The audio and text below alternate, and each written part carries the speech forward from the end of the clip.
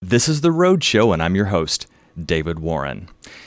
Instead of me introducing today's guest, I'd like to do something unique, and that is ask her to introduce herself like she does when she speaks around the world. Take it away, guest. Well, I am Barbara Glanz. I am a professional speaker and author. I am a great believer in the Lord, and He has created an opportunity for me to speak on every continent and every state, and just have a deep sense of mission about my work, mostly in employee engagement, customer service, appreciation, and change.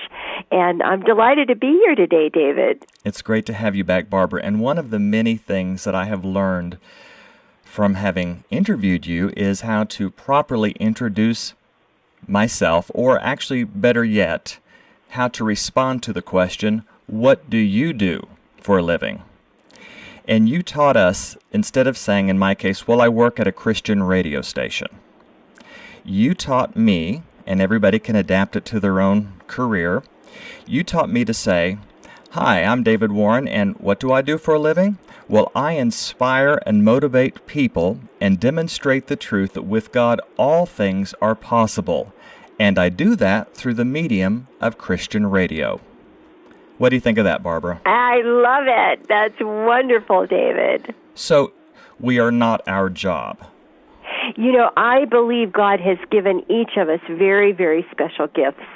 Very different gifts, and yet with those gifts comes an awesome responsibility to use them to honor Him. And so, for example, in my life, I am very clear that I am just the messenger. It's not about me. Ken Blanchard has become a wonderful friend, and his definition of ego is edging God out. And so I think the moment that we begin to think that we are doing this in our own power, we're losing the wonderful spirit and gift and opportunity of the things that the Lord has planned for us. Well, the name of the book that we'll be discussing today is entitled Priceless Gifts, Using What God's Given You to Bless Others, by our very special guest back with us, Barbara Glanz. And with such a happy book, you would think that it was written during a happy time in Barbara's life, but it wasn't. Tell us about the time in which you wrote Priceless Gifts. Well, my husband of 34 years had just been diagnosed with lung cancer, and we were very hopeful and very positive. But during the time that we were struggling with that, we had come down to Florida for a little break. And on the way down, driving down, Charlie said to me, I think you should write a book about things that people can give to other people. And I've always been focused on ideas. All of my books are idea books. And so as we were in our little place down here, and it was connected so that he would sit in the living room and watch golf and sports on TV, and I would be just around the corner from him at the computer writing this book. And so it sat on my computer for over 10 years, David, because it didn't fit my corporate brand. Most of my work has been in corporations and associations, and it didn't really fit my corporate brand. And so finally, about 2 years ago, I decided I've got to get this book out. It was the legacy from my precious husband, and it's just something that people need to hear and need to think about. And most of the ideas in the book don't cost any money, and that's the other thing that made it very special. So one of the interesting stories was the night before it was to go to the printer, I thought in the night, because the book was dedicated, of course, to my husband, but I thought in the night, oh my gosh, I bet I could get a picture of Charlie on that page. And so I got up really early in the morning and called the printer the minute that they opened and said, stop the presses, can you do this? And they said, yes, we can. And so I was so thrilled that I was able to put his picture in on the dedication page. Barbara, I think it was a blessing for you at that time in your life, as Charlie, your husband, was dying of cancer, that you would be writing a book about giving and the healing power of giving. How did this whole idea of using what God's given you to bless others help you through that period? Because there are a lot of people tuned in right now that are at very sad times in their lives, whether it's the separation from a spouse or maybe the death of a loved one. Address that if you would. It was such a blessing, and it was really a blessing in disguise in many ways, but it caused both of us to be focused on. You asked, one of the things you asked me in the pre-time when we talked, David, was where did all these stories come from? And most of them came from friends and family and just people that I had on my email list. And once people knew that I was writing this book, and as I talked to people, I would ask them, what are some of the precious gifts that people have given to you? And so it kept both of us focused also on all the just loving, caring, precious things that people were doing for us during that time. And sometimes I think you get so caught up in the stress and the anxiety and the worry and the pain and all of that part of suffering that you almost don't even realize the joy of what people are doing for you at that time. So it really was a wonderful gift to us to keep focused on positive things. Well, one of the most difficult things for people is knowing what to say and do for a friend who's lost a loved one. Barbara, you recommend giving what you call a memorial gift, and that is what you received following the passing of another loved one, and that was your infant son, Gavin. Tell us about the white rose. Oh, yes. This is so precious to me. Our second child, I had a completely normal pregnancy, and he was born 2 weeks early, and we thought everything was fine and called all the family and so forth. And the next day, they discovered that he had lung issues, and he, in fact, passed away the following day. And it was totally unexpected. And one of the most difficult things of all was that he was buried on Christmas Eve. And, of course, Christmas Eve is the birth of a baby. So it was a very difficult time for us. I was only 27 years old, and people didn't know what to say and do, and no one got to see him or hold him or had any memory of him except for Charlie and me. And that actually brought us closer in our marriage, which was one of the gifts that came out of that. But on the day of his first birthday, December 21st, and having struggled all year with really carrying this burden pretty much alone, because I think people sometimes discount the fact that you lost a baby, well, you didn't know him, and that for me was the hardest, that he didn't have any life on this earth. Thank goodness we know now that the baby hears our voice in the womb and knows that they're loved, and he was very, very much loved and wanted. But anyway, on the day of his first birthday, and no one in my family even really remembered that, there was a knock at the door, and the florist was there, and he had a bud vase with a single white rose. And the card said, this is to celebrate a very special life, and we know that his little life will make a difference in this world. And, of course, his life did make a difference through me and the message that the Lord gave me through that. But every year until he was 21, that white rose arrived on our doorstep. So now we have our first grandchild was born, and he was named Gavin after our little boy who died. And we celebrate his birthday every year with a white rose. I love that. So you learned to receive during that time of pain, but you were also giving out. And one of the things that you all did as a family was sponsor 2 boys in need in Colombia. Yes, and that has been a very special thing with each of my grandchildren. I have had them pick a child, and it's just, again, made that legacy go on of, celebrating new life, even though the life that we had hoped we would be able to share. And of course, I know, David, as a Christian, I will know my son again in heaven, and I could hardly wait for that moment. Amen. Amen. Well, I'm David Warren, talking with incomparable Barbara Glanz. When we come back, we'll talk about the priceless gifts and talents we all possess and how we can use them to bless others and glorify God. We'll be back after this.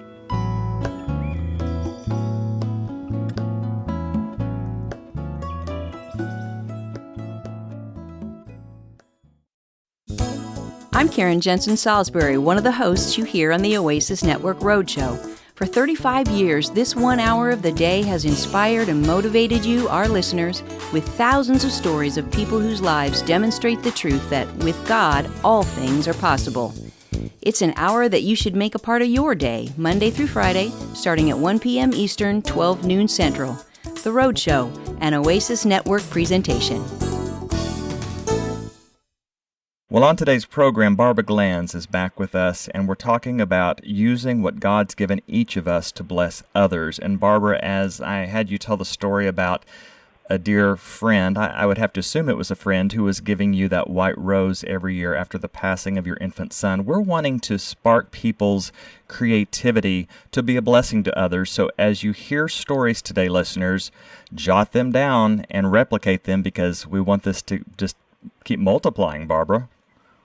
Yes, absolutely. And the wonderful thing is most of the stories in the book don't cost any money. So, or there's possessions we already have that we can share with someone else. So that's the good news. I love the double play on words here, that they are priceless gifts, meaning they don't cost a lot, but yet they're priceless, meaning they're worth so much. Absolutely. Absolutely. All right, let's talk now about anonymous gifts. And you will start us out and tell us a story of your own, because there are stories from people from all over the country and really the world. But this one comes from today's guest, Barbara Glanz, called The New Clothes. And I'm going to read this so that you can hear how it is in the book. When I was doing a television show about my new book, a very well-known, well-loved, beautiful anchor woman in Chicago shared a very personal story with me. She said she was the youngest of 7 children in the family and the only girl. They lived in rural northern Minnesota, and times were very, very difficult for her family. She said she was terribly distressed the summer before she was to start high school because she didn't have any nice clothes to wear, and her parents couldn't afford to buy her new ones. Late that summer, she went out to get the mail one day, and in the mailbox was an envelope filled with money. On the outside it read, "For new clothes for blank for high school." As she told me this story, her eyes filled with tears.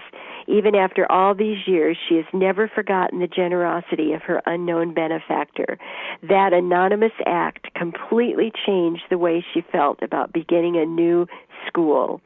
Her feelings changed from humiliation and fear of embarrassment to joyful anticipation. New clothes created a new life. She says that now that she is successful, she tries to do the same thing for other young women. I love that. And didn't you have a thought to ponder after the story? Yes, I always put a thought to ponder at the end of each story, and I said the way we look can often impact the way we feel. A wonderful place to share your gently used clothes anonymously in the Chicago area is called the Bottomless Closet. They collect nice work clothing, and when a woman on welfare gets her first job, she's allowed to pick 5 business outfits complete with all the accessories. This is one way to help ensure her success and good self-esteem as she returns to work. Check your area for a similar group. Well, this story is called Food for the Pigeons, and this is by Mary Moore of Lakewood, Colorado. And she writes, "The other night when I was on the bus going home, it pulled up at a stop near the old dime store. There was an elderly man going through the dumpster. He looked like a well-dressed older gentleman with a cane, and I thought it was rather odd that he would be going through the trash. It made me sad because he looked so nice, and I wished that he had enough money to go across the street to Burger King. I watched him go through about 3 bags of things that had been thrown out, and then he found a bag of French fries. He put his hand in the fries, and I thought he was going to eat them. But to my amazement, he threw them up in the air and watched all the pigeons come to gobble them up. I thought that was so special, and was I ever surprised." She says, "He had fun watching the pigeons, and so did I. So you can't tell about things. The way they look might turn out to be entirely different. Now when I see someone going through the dumpster, it doesn't make me sad, as I think maybe they are looking for food for the pigeons." That's great. And here's the thought to ponder. Have you ever misjudged someone because you didn't take time to get to know the whole story? That's a good thought. Barbara, tell us about the bike. Well, this was told by a very good friend of mine in Chicago, and it always makes me smile. Penny Davern, my former next-door neighbor and good friend, is the single working mother of 2 boys. Not only does Penny always make me laugh, but she never wastes a single moment. If, for example, you have 3 minutes until someone is going to pick you up, that is enough time to put in a load of laundry. She has every single task timed to the minute. Her application of this concept was never more evident than in her commuting to the train each day to go to her job in the city. She knew that it took her 12 minutes to walk the 8 blocks to the train, but she could bike it in 4. To save those precious moments, she bought an old beat-up bike, and every day, rain, snow, sleet, or sun, one could find Penny pedaling to the train exactly 4 minutes before it was due to stop in Western Springs. Each morning, she would quickly stop and put her bike in the bike rack across from the police station a half block away, and then run as fast as she could to catch her train. By the way, all the way dressed up in her business suit. Little did she know that after some time she became a legend at the Western Springs train station. All the commuters would watch for her to see if she was going to make it on time. In fact, she tells of one incident when someone who was walking to the station saw her bike pass him and exclaimed, "Oh my gosh, am I that late?" And another time when she was at the local grocery store, someone said, "Oh, you're the bike lady." One day, as she was still a block away from the station, she saw that the train was already stopped there, so she knew she was in trouble. In her panic to catch the train, she rode the bike right up next to the train and simply dropped it on the platform and jumped on the train just as it was going to leave. The conductor said to her incredulously, "Are you just going to leave your bike there?" Penny replied, "Well, will you wait for me to put it away?" Of course, his answer was no, so the train roared away from the station, leaving Penny's old bike lying on the Western Springs platform. That night on the way home, Penny said she began to have second thoughts about what she had done. Every penny was precious in those days, and she needed that bike to get to the train so she could have that extra 8 minutes each day at home. When she arrived at the station, just as she expected, the bike was gone. No longer would she be the bike lady of Western Springs. As she forlornly walked towards home, she passed the Western Springs police station. Lo and behold, there was her old rickety bike placed neatly in the bike rack where she always left it. To this day, she has no idea who was kind enough to care for her bike. Some good Samaritan took pity on the bike lady. Ever since that incident, Penny has made it a personal mission to try to pass this kindness on to others, and she still uses every single minute.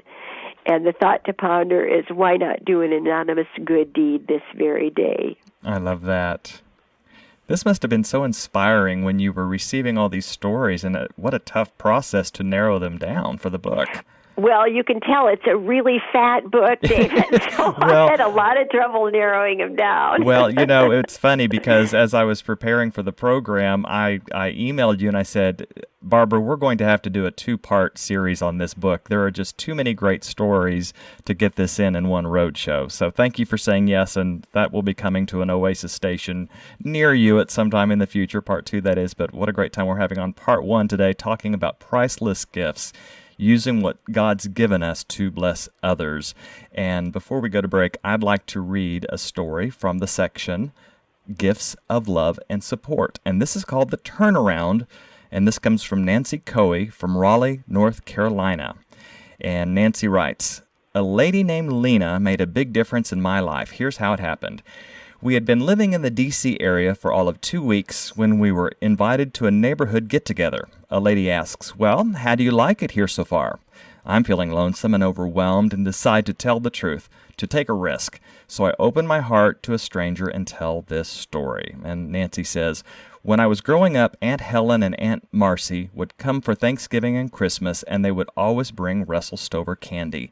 Russell Stover became for me the symbol of good times, of special events. It was then, and it is to this day, the treat of all treats." With that explained, I told, the other lady at the party, that just today the kids and I went to a nearby large shopping mall for the first time. The boys loved it, but I was intimidated. Then, Nancy says, I remembered Russell Stover candy and Aunt Helen and Aunt Marcy, who always seemed rich and sophisticated to me. So I said, "Boys, we're going to get ourselves a treat." And we marched into Bloomingdale's and headed right for the gourmet section. A very well-dressed clerk looked down at us and said in a tone that still hurts, "Bloomingdale's doesn't carry Russell Stover candy. You might try the drugstore." diminished. The boys and I left and went straight home. Then Nancy says, I say all that to Lena, feeling better just for telling it, but of course, Lena hears when I said that I'm not going to like living in a big city. So the party goes on, conversations ebb and flow, the evening ends. The next day, the doorbell rings. It's Lena with a box of Russell Stover candy. And then she says, things began to look up. So that's a really good lesson that we need to be not just hearing people, but listening for what they need that we could do to bless them. Yes. I like what one of our broadcasters here on Oasis says. Barbara, her name is Joyce Meyer. Maybe you've heard of her. Oh, yes. And Joyce says, don't ask God to do something for someone else that you could easily do for them. That's wonderful. You know, David, one of the things that I hadn't shared with you before, but Ken Blanchard, who wrote The 1 Minute Manager and is founded Lead Like Jesus and so forth, has become a wonderful friend. And his wife, Margie, told me that they had used this book, the Priceless Gifts book, as their Bible study. And I thought, how wonderful is that? They would read a story and then they would find scripture that would support the story and then talk about what they could do personally in their lives to give to others.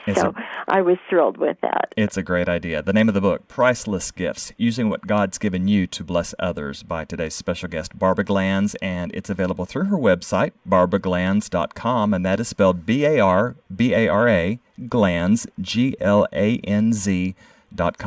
barbaraglanz.com. Well, we're going to take a break, but when we come back, we'll talk about giving what Barbara calls care packages. Back after this.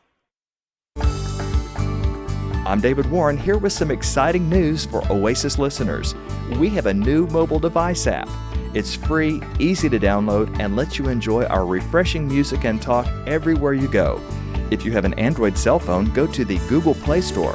And if you have an iPhone or iPad, visit the Apple Store and search for Oasis Radio Network. Be an Oasis ambassador and share this news with family and friends around the world. On today's Road Show, I'm David Warren, your host, and back with us today talking about Priceless Gifts. Her book is entitled that, and it's subtitled Using What God's Given You to Bless Others. Her name is Barbara Glanz, CSP, CPAE. Tell us what CSP and CPAE mean, Barbara.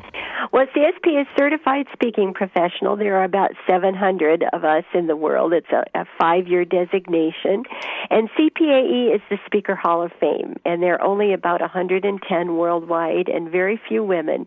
So that was one of the greatest joys of my professional career. How do you make it into the Hall of Fame of speakers? It's voted on by the other members of the Hall of Fame. It's Council of Peers Award for Excellence. And there are 5 different categories, and 5 people are chosen every year out of the 3,000-member Speaker Association. Oh, that must have felt really good when you heard that news. It was a wonderful gift, and, I thought, I can't accept this without talking about the Lord. And so it was a wonderful opportunity to share my faith to 2,000 secular, it was a very secular organization, but I had a wonderful experience and a lot of applause even in the middle of my little talk. So it was a great honor. Well, Barbara, I believe that the takeaway from today's program, other than learning to be an even bigger giver and a bigger receiver as well, is what we're going to discuss now, called the 3-column chart. And I think if people will take this to heart and put it to practice, this will revolutionize their lives. Would you agree? Absolutely, yes. Let's talk about Barbara Glanz's 3-column chart. One of my gifts, David, is to take difficult concepts and create very simple visual models. And most people today in our world are visual learners. And so a number of years ago, I wanted to be able to see and measure the difference that I could make every day. And so I created really for myself, and then, of course, it's been one of the most profound things I've used in my work. But it's a little 3-column chart that has a minus column, a 0 column, and a plus column. And down below it says your choice in every interaction. And so every time we interact with someone, we can discount them, make them feel less important than us or our organization, and just ignore them. If we just take care of their need or their business at hand, it's a zero. But every time we make what I call a human level connection, saying, I see you, you matter, you exist, that creates a plus for that person. And so I have that in my head, and I say to my audiences, I want you to leave with this tattooed in your brain. And, every time you go through the checkout line at the grocery store, you can create a plus for the person at the cash register. And I always say my greatest challenge is the toll booth, but you can do it, and it's really, really fun to live your life this way. And you begin to see people that just absolutely come alive when you notice them. And it could be as simple as their name or a compliment or something about them. I often tell the story of going into the airport at O'Hare, and there was a woman cleaning, just all hunched over and just kind of going through the motions. And so I walked up and I touched her on the arm and I looked her right in the eyes. And I said, thank you so much for keeping this washroom clean. You're really making a difference for all of us who travel. And she just perked up and she lit up and she started cleaning with a passion. And by the time I came out and was ready to go, she was handing towels out to all the women who were washing their hands. And I left, David, just with tears in my eyes because I thought that cost me nothing. And yet it made such a difference in her life and the lives of all the people that she touched right then and there. And so that's the gift that we bring every single day. But you have to be very intentional with this way of living, Barbara. It can't just be something that you remember from time to time. It has to be something where you set your mind and keep it set that I live like this. Yes. Adding a plus to everyone's life with whom I come in contact. It's really interesting, David. When I'm traveling for my work and I stay in a hotel, I always try to get to know a couple of the bellmen and someone at the front desk. And when I leave that hotel, almost always this whole little group walks me out to the taxi. And, it's not because I'm so special, but it's because I've taken time to learn something about them and their story and what's important to them. And so it's always as if I've made a whole little group of new friends. I love that. Well, another thing that I have learned from you throughout our times on the air together, Barbara Glanz, are what you call care packages. And these are metaphorical packages. It's not something that you necessarily physically give somebody, but it can be intangible as well. Tell us about care packages.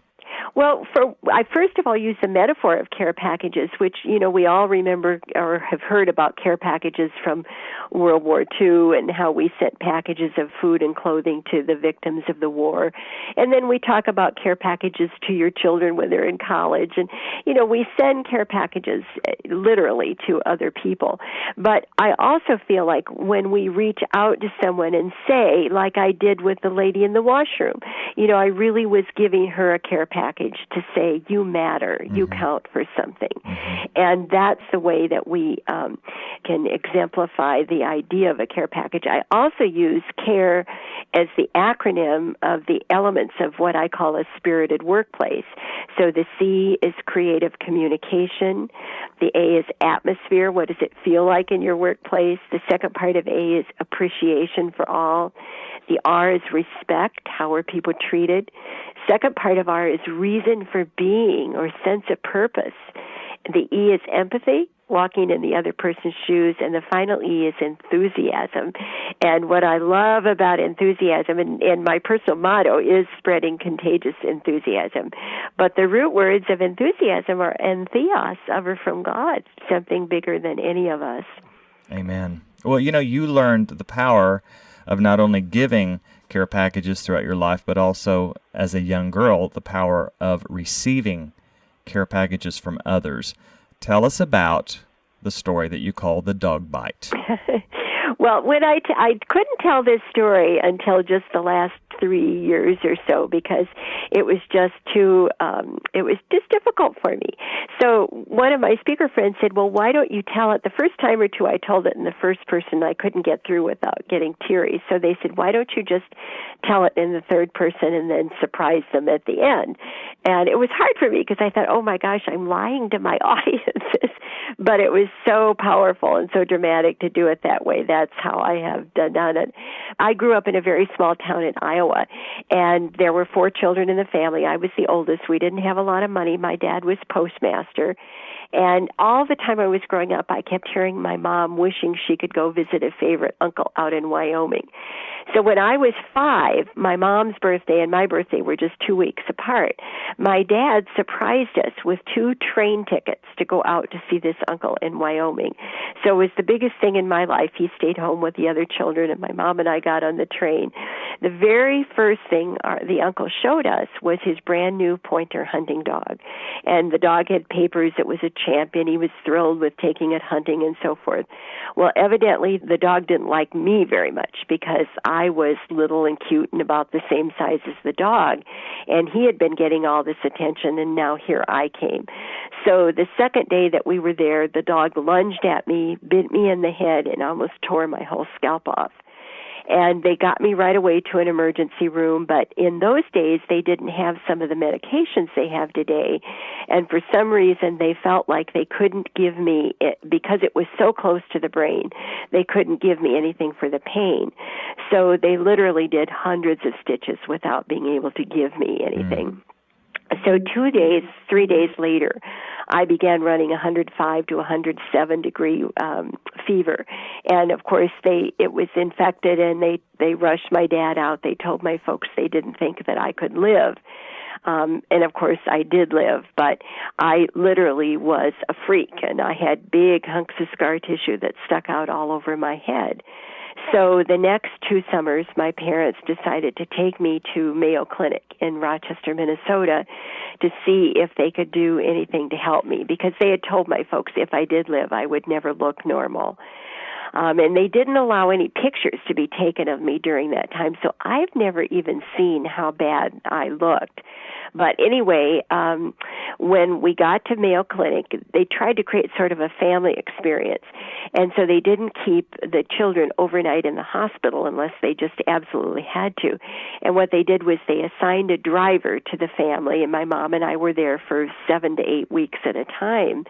And the driver would pick us up early in the morning at the hotel and then drive us to the hospital and then drive us back late at night so we could sleep together. Well, during that time, the driver, and by the way, I forgot to tell you one thing. When I was in the hospital and I had that really high fever, the doctors and nurses somewhere found an 8-millimeter movie projector. And they brought it into my room. They brought Abbott and Costello, and we didn't even own a TV set, David, at the time. So I had movies in my room, and I think that's one of the reasons I fought that infection and I lived, was I didn't want to miss those movies. But when we got to Mayo, then this driver that picked us up every morning, he became our friend because he was picking us up and taking us back every day. And he had this funny little furry thing that hung from his rearview mirror. And every morning he would say good morning to Fred. I've never had an accident because Fred takes such good care of me. So on the day of my surgery, and he knew it was the day, and they weren't sure whether they could help me or not, but that morning when he picked us up real early, took us to the hospital, let us out of the car, and then I'll never forget what he did next. He said, now wait a minute. And he went around, opened the front door, and he took Fred off the rearview mirror. And he came over and he got down on his knees so he was eye level with me, because I remember I was only 5. And he handed me Fred and he said, I know it's your operation today and you're probably kind of scared, but you know how Fred takes such good care of me, never lets anything bad happen. You take Fred with you and you're going to be just fine. And I still remember going into the surgery clutching this ugly little furry thing, whatever it was.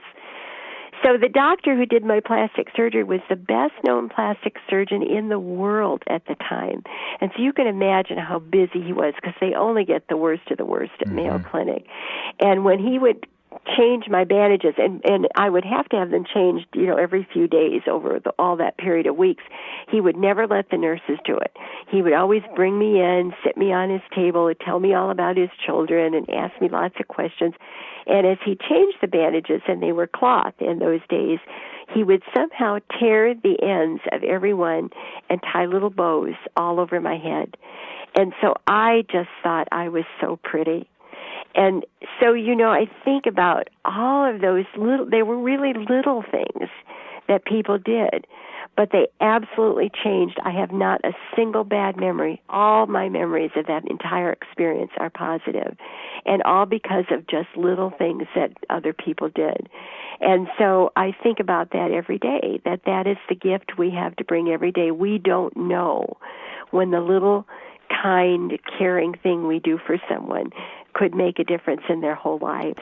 And those were care packages that those people at Mayo Clinic and, of course, the taxi cab driver were giving you, and how interesting that they were so important to you that you can remember them with such great detail. Yeah, exactly. Yeah. And it's interesting, my dad, when I graduated from high school, went back to find that doctor and take pictures of my high school graduation. And when they got the pictures out, the files that they had done before the surgery, my father fainted. He didn't remember how bad it was. But what struck me the most was this doctor who was changing people's lives every day. He said to my dad, "You're only the 5th person who's ever come back to thank me." Wow. Well, before we go to our final break, Barbara, I would like for you to read from Priceless Gifts, talking about the gift of a smile. And this was written by a lovely woman, and she says, "During my 2nd month of nursing school, our professor gave us a pop quiz. I was a conscientious student and had breezed through the questions until I read the last one. Question, what is the first name of the woman who cleans the school?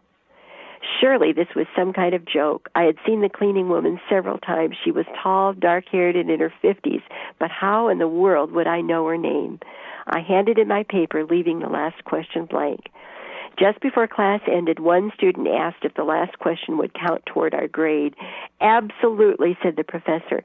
In your careers, you will meet many people. All are significant. They deserve your attention and care, even if all you do is smile and say hello. And the thought to ponder, do you know the name of the cleaning person where you work? That's good, Barbara. And as we do go to break, let's review what we talked about earlier, and we will do this by me reading about this 3-column chart. You say, in every interaction we have with anyone, we have the choice of creating for that person a minus, a 0, or a plus according to how we treat them. If we discount them and make them feel less important than us or our organization, we will leave them with a minus. If we simply go through the motions of an interaction, just doing the business at hand with no real connection, we will leave them with a 0. However, if we connect with them on the human level, recognizing them as a living, breathing person of value, then we will leave them with a plus, feeling a little bit better because they interacted with us. This is the gift we can bring to every interaction we have with anyone. Great stories and great advice from Priceless Gifts, using what God's given you to bless others. This book is available by going to Barbara's website and ordering it, and that web address is barbaraglanz.com, spelled BarbaragLanz.com, barbaraglanz.com. I'm David Warren, so enjoying my time with Barbara today. And when we come back from the break, we'll talk about giving humorous gifts. That'll be fun after this.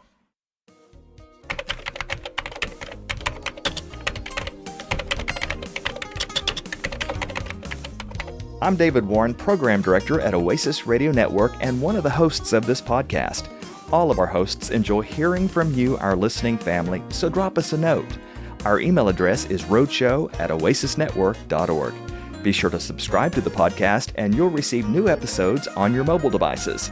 And now, back to the show.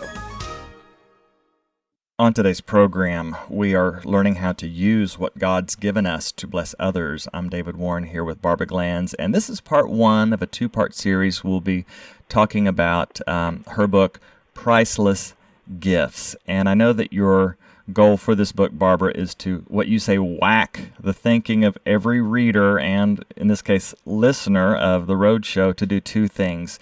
Number one, become more deeply committed to sending those metaphorical care packages to others on a daily basis, and then also becoming more aware of all the metaphorical care packages we each receive every single day of our lives. And you know, for me, the only way that I'm able to do that, to stay deeply committed to giving those care packages and then also aware of the care packages I receive daily, is to keep a journal.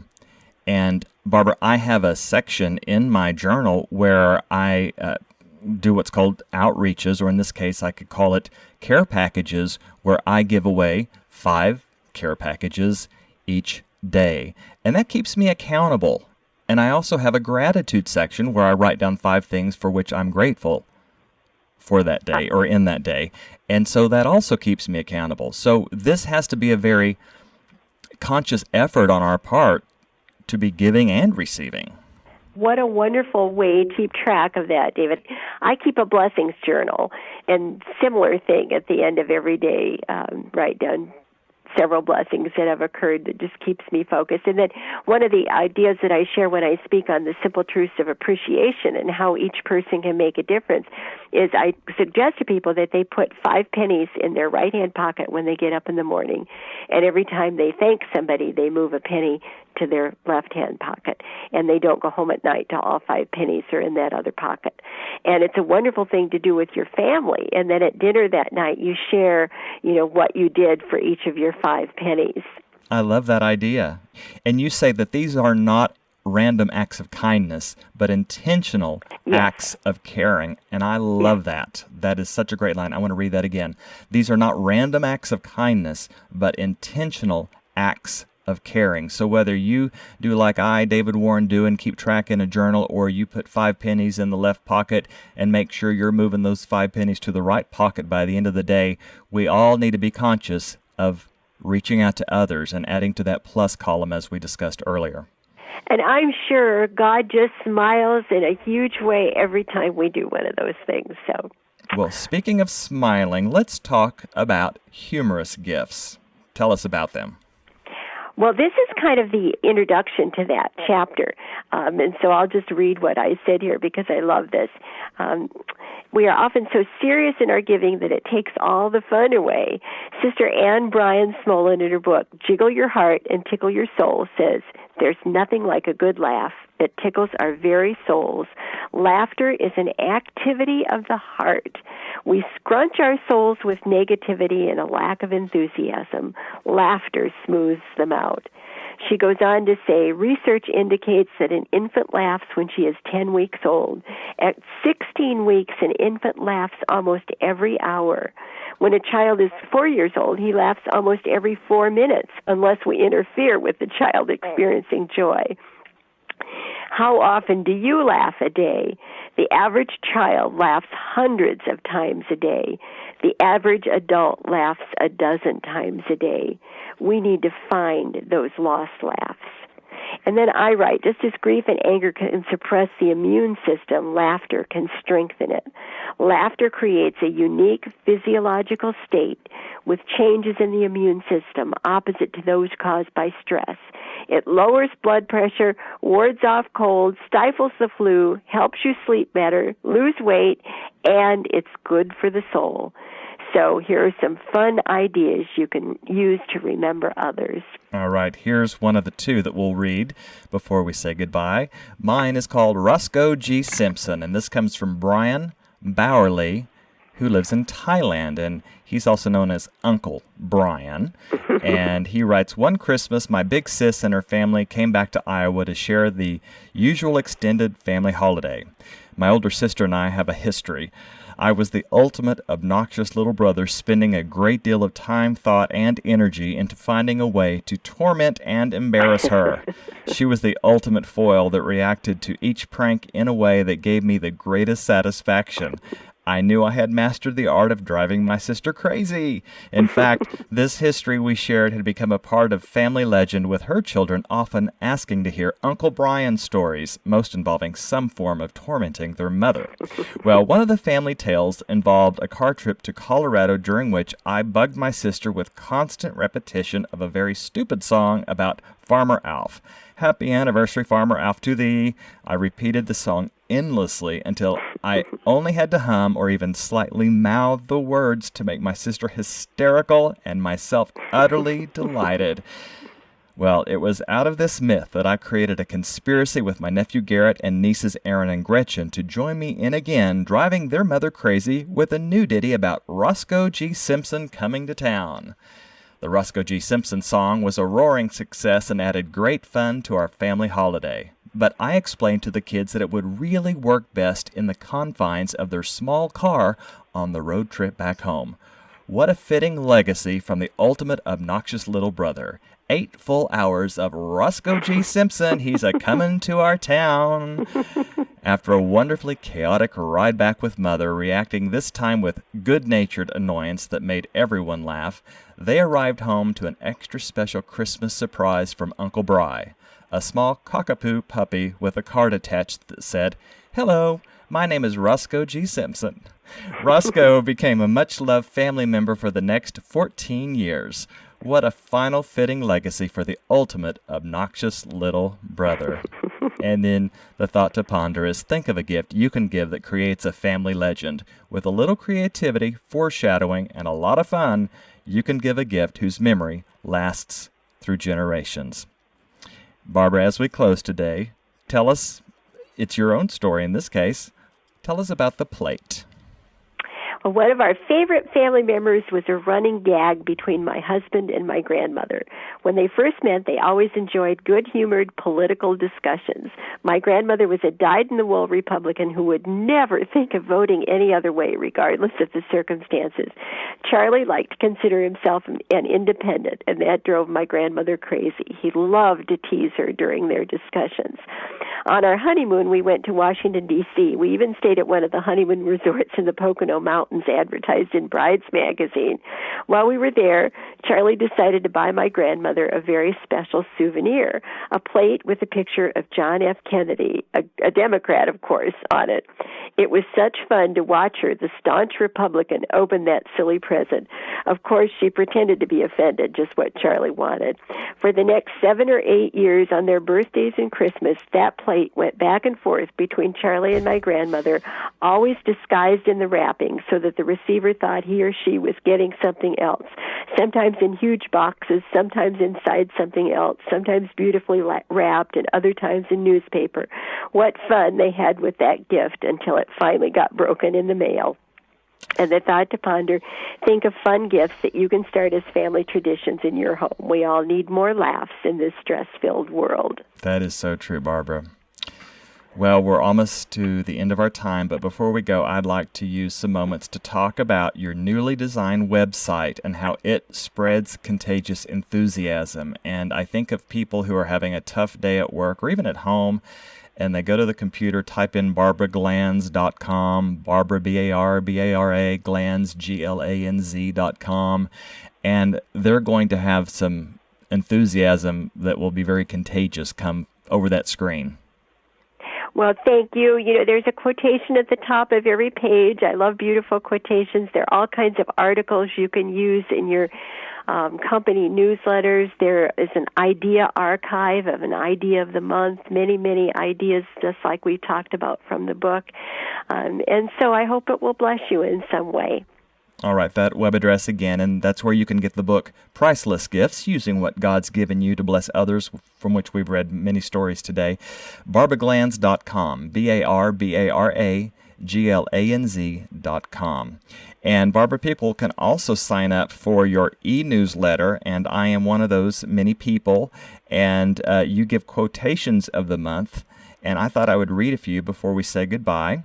And one of the quotations for this month is, "Faith is when you close your eyes and open your heart."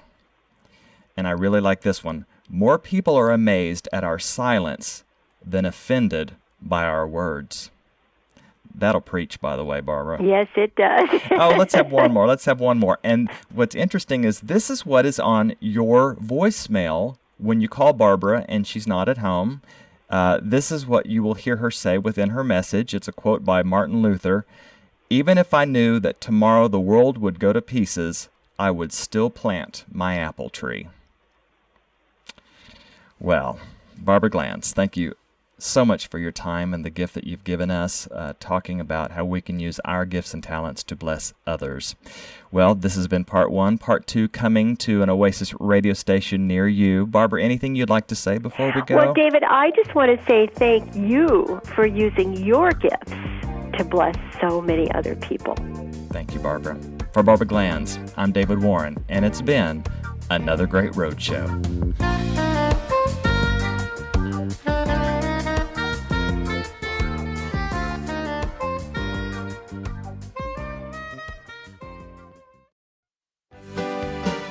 You've been listening to The Road Show. If you'd like to write to us, here's our address. The Road Show, P.O. Box 1924, Tulsa, Oklahoma, 74101. Our email address is roadshow@oasisnetwork.org. The views of today's guest aren't necessarily those of this station, but we do appreciate and thank our guest for spending this time with us. The Road Show, an Oasis Network presentation.